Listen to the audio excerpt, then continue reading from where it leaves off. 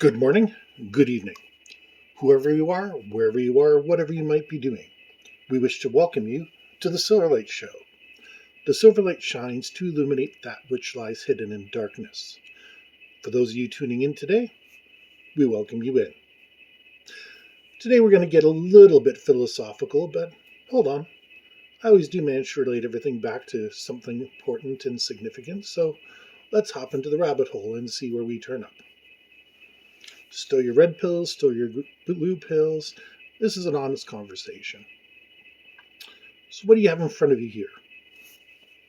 A cylinder or the image of a cylinder? Or the image of an image of a cylinder? It's what we perceive.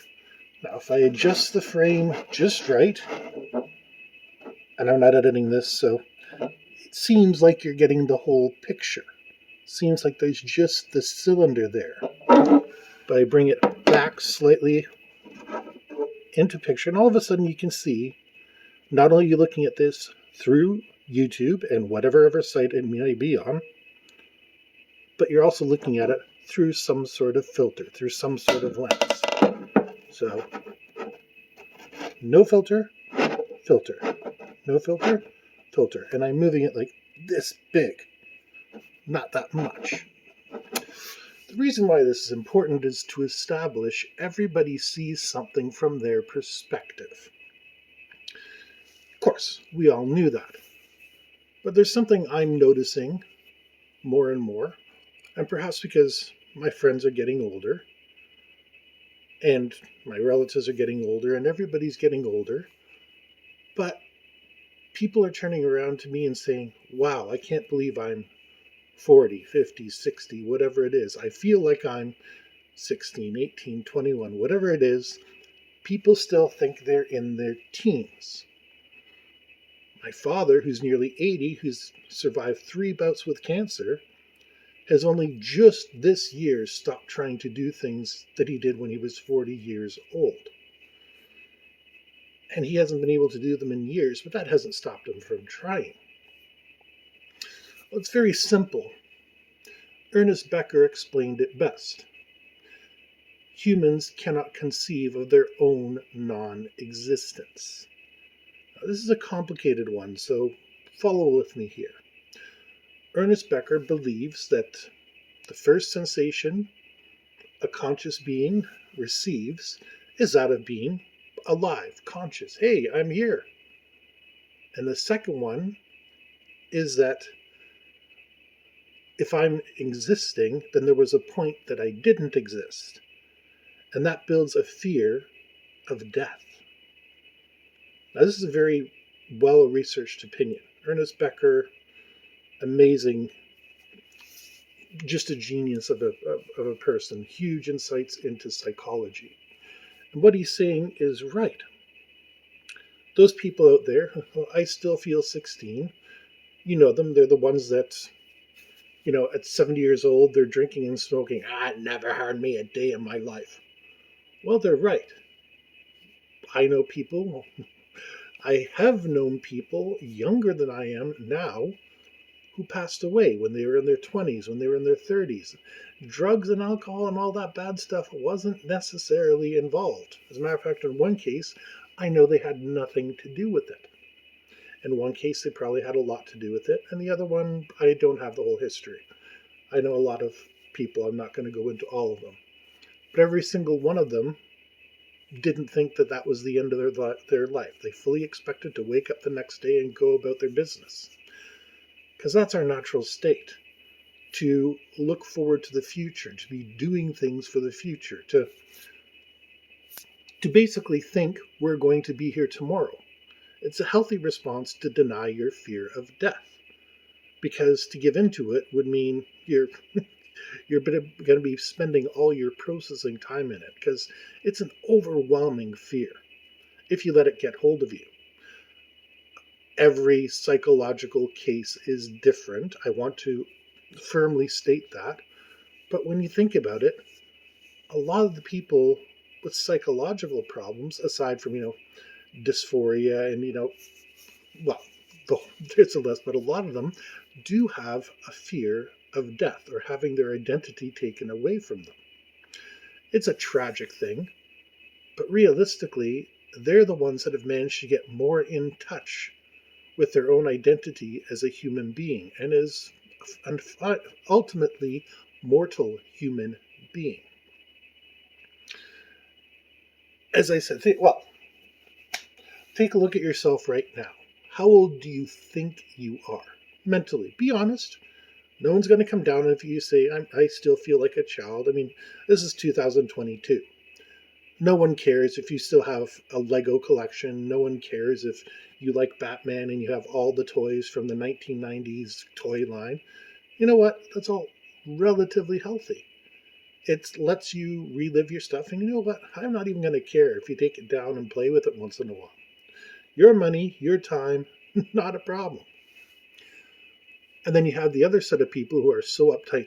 No, I'm 60 years old. I'm supposed to be retiring and, going out on a yacht and going on cruises and getting my second spouse and blah, blah, blah. All that sort of stuff. Time passes because of our perception of it. Now, time is a real thing. Time is going away, but we measure time in arbitrary measurements. We chose to honor going around the sun one time as our birthday. Well, I can tell you, I've been through a lot of birthdays in my life, and most of them the next day wasn't particularly memorable. Sure, your birthday, people come take you out, etc., blah, blah, blah, but after that, you go back to being a nobody. Very few workplaces even give you a day off for your birthday, and if they do, they're one of the rare ones, let's say that. When we look at the clock, who was the one that decided 9 to 5 was the best work day? I'll tell you who. Businessmen, who's the best work day for them. They want to see their employees at their desks working first thing in the morning, and that's the end of it. It's all in perception. It's all in how we see ourselves. Now, I've worked that life. I've worked hard at that life, putting in God knows how many hours for God knows how many years. And it's very easy to get lost in it.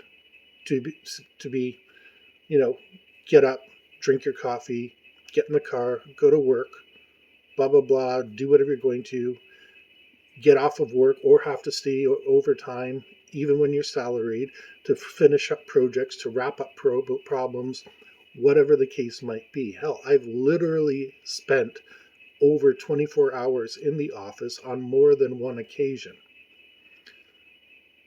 It's not good for you. We think, we're the only ones that can do this, but realistically, most companies always have somebody else that can do it, unless you're a business owner, in which case, kudos to you. It's tough doing that. I still got respect for small business owners. Big business owners, there's probably one or two. I can't think of any off the top of my head. But their perception of their life is entirely about building their business. And that's their filter, what they see everything through. They're still reaching for this. It's not an illusion, really. It's just a projection. We're all trying to get a hold of this. Whether we think it's from 9 to 5, working ourselves to death. Whether we think it's through our talents. Whether we think we're a good artist. Whether we think we are a fantastic playwright. Whatever we think we can do. Or we have the time and experience and the money to be able to reach through this barrier. The point is, it's still in how we perceive life.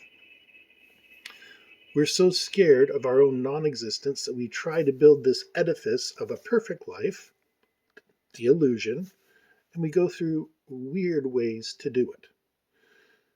So what I'm asking you to do is take stock of your mental age. If you are working because you have to, and God knows we all do, but inside you still feel like you're 18 and you want to go clubbing, etc., okay, there's nothing wrong with that. You're still fulfilling your duties. You're still paying your bills. Hey, go nuts on the weekend. Have a good day. But we have to start realizing it's an illusion that we're looking for. if you're a dancer, okay, let's take an actor, for example. Anybody can become an actor. Almost anybody. There's a few people that don't act very well, but let's leave them to the side. But pretty much anybody can act one role or another. You can go out and get involved in your local theaters, and maybe you get lucky if you start touring with a performance or something, and all this will be free. You'll have to work, you'll have to get paid, and maybe eventually somebody scouts you for a minor university film role and you get notice in that, and somebody, maybe for TV, maybe Hollywood, says this person would be good for a minor role. But see all those? It was if then, if then, if then, if then.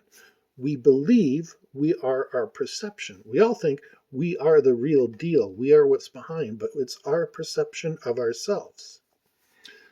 And realistically, not everybody can be an astronaut. And I hate to come down on everybody because my audience is talented, they're capable, you're all fantastic in your own way. You have good insights, you have spectacular knowledge, and it's just an unfortunate numbers game. One guy knew the casting agent's friend, father, family, whatever it might be, and you don't. So that person gets the job and you don't. You have a great idea for a business, but I know right now financing is hard. Oh boy, could I go on forever about that. You know what? I will. I got a call from a guy today claiming to work with a bank. And I was suspicious at first because, most of those calls are garbage. But he did mention that he had received a request for a student loan that I had. And he said, I don't have a student loan with them. And he was trying to figure out what it was. And then he said the letter came directly from me. Now, I know for a fact that I haven't dealt with this bank, to my knowledge, in a very long time. I think when I was younger, I had an account there. I could be right, could be wrong.